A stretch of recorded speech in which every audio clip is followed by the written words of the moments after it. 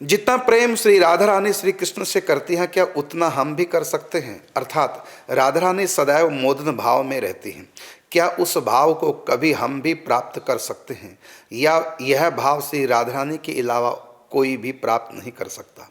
कृपया मार्गदर्शन करें। राधा रानी सदैव मोदन भाव में नहीं, कभी मोदन में कभी मादनाख्या भाव में, कभी मोदनाख्या कभी माद, दोनों भाव में, दोनों भाव राधा रानी के। अब आपने कहा कि कोई दूसरा भी क्या इतना कोई प्रेम कर सकता है?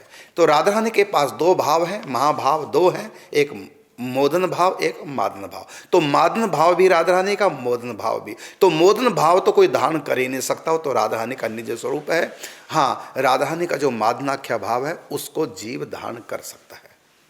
पूजा श्री राधे बाबा, पूजा श्री भाई हनुमान प्रसाद पोदार, वो मादन भाव तक पहुंच गए थे, महाभाव तक पहुंच गए। लेकिन जो मोदन भाव है राधा रानी का, वहां तक कोई नहीं पहुंचता। तो राधा रानी के दो भाव, एक भाव तक मादन भाव तक जीव पहुंच सकता है, लेकिन उनका जो मोदन भाव है, मोदनाख्या भाव है, उसमें तो निकुंज की सखियां भी नहीं पहुंच पाती, कोई नहीं पहुंच पाता। और राधा रानी का निज स्वरूप है, वहां तक कोई नहीं जा सकता।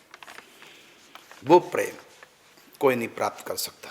जैसे उदाहरण के रूप में, नदी कितनी भी बड़ी क्यों ना हो, नदी कितनी भी बड़ी लंबी क्यों ना हो, कितना भी भर के क्यों ना चल रही हो, समुद्र से ज्यादा उसमें जल नहीं हो सकता। आपके पास कितना भी बड़ा पात्र क्यों ना हो, समुद्र से बड़ा पात्र आपके पास नहीं हो सकता। बस राधा रानी है महाभाव की समुद्र। हाँ, उस समुद्र से एक लोटा हम भी ले सकते हैं। आपके पास इतना बड़ा पात्र नहीं, आप पूरा गंगा जल उस लोटे में भर लें, लेकिन फिर भी आप गंगा जल प्राप्त कर सकते हैं। गंगा जल का मतलब, गंगा जी मतलब राधा रानी। और तो जितना गंगा जी में जल है वो पूरा हम लोटे में नहीं भर सकते हैं।